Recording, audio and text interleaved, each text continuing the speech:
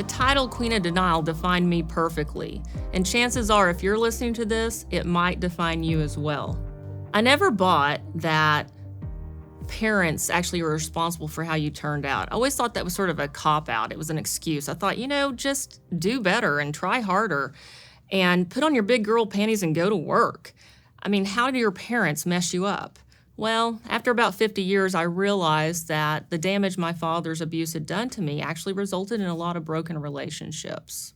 My second marriage was the catalyst that exposed my denial. I was in an abusive marriage for 6.5 years. My denial looked like I'm afraid to leave because I might not ever find anybody again and I'll be lonely. Or what will I experience? It'll be unfamiliar. Or the shame of, do I really want to be a 2-time divorcee? That's terrible. It was a lot of blaming myself for if I just did this better or that better, everything would be okay. We are wired to deny certain things for survival. And there's different degrees in which we deny things. The first degree is actual denial. For instance, my dad didn't abuse me. The second degree is actually rationalization and minimization. Well, my dad, he had some autism in his background, and he just had a short fuse. It's really not that big of a deal. The third degree is actually admitting it, but not recognizing the consequences. Well, my dad yelled at me, but he never hit me, and he provided for me. And the fourth degree is actually admitting it and knowing the consequences, but being unwilling to do anything about those consequences. So you just accept how you are. You say, you know what? Yeah, my dad was hard on me, but I turned out okay, and people can just accept me as I am. Why do we deny things? Well, sometimes we have a need that outweighs the cost. We need attention or affirmation or love so bad that we're willing to put up with whatever. Or we remember the good times and we think, wow, there's a lot of good times, so I really should just overlook anything bad that's going on. Or we just simply don't have the wherewithal to do the work and to even recognize what's happening because it's just too much for us to deal with.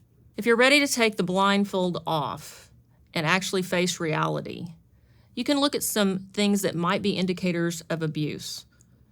You can look at, are you always walking on eggshells? Are you making concessions, like saying you're sorry for stuff that you never really need to say you're sorry for? Are you blaming yourself for things?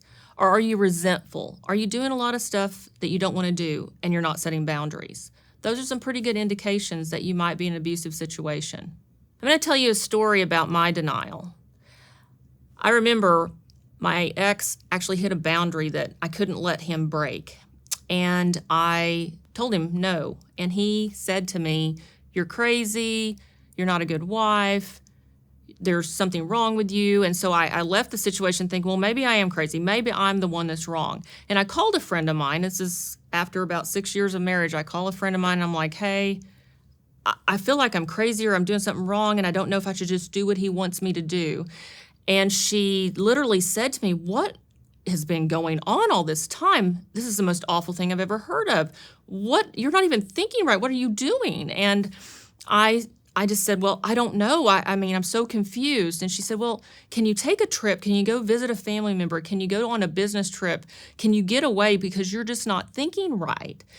And I just said, well, I've got a conference coming up. I'll just stay at the hotel. And I went and I stayed at this hotel. And I literally just the whole time journaled, wrote things down. I actually took and went back in a timeline and put a calendar of exactly what occurred on what day. I think I went back about 2 months. And by about the second day, I realized, oh my goodness, I'm being psychologically abused. It was like somebody pulled the curtain back and here was this exposed abuse. And I acknowledged it and I said, wow, I'm going to have to do something about it. So let's take what I just told you about and break it into steps so you can do the same thing. Of course, the first step is to acknowledge it, to recognize it and see it for what it really is. The next step is to take a step outside yourself. Look outside yourself and actually think about if this was happening to your daughter, or this was happening to a friend, what would you say to them? Sometimes we think stuff that happens to us is okay, but if it happened to somebody else, you'd think it was just terrible. The next step is to change it. What would you want your life to look like if you could change it? Would you want to just think about, what do you want the next couple of days to look like? Would you like to just not walk around on eggshells? Would you like to just have some peace? You maybe can't think about a year from now, but think about a couple weeks from now. And then think about what you focus on. Can you focus on the things that you can control? You can actually set boundaries. You can, for instance, if someone's yelling at you, go to another room and just shut the door so that you can remove yourself from that thing. The last step is recognizing your emotions and recognizing your dysfunctional thought patterns. Journaling is a great way to do both of those things. It helps you look at your thoughts and then read them back and go, wow, that sort of seems a little different. So now I'm no longer the queen of denial. I have information and resources to help me diligently assess things. I have good discernment at this point in time. Now you can have that too. You just have to be willing to take the blinders off and step into reality.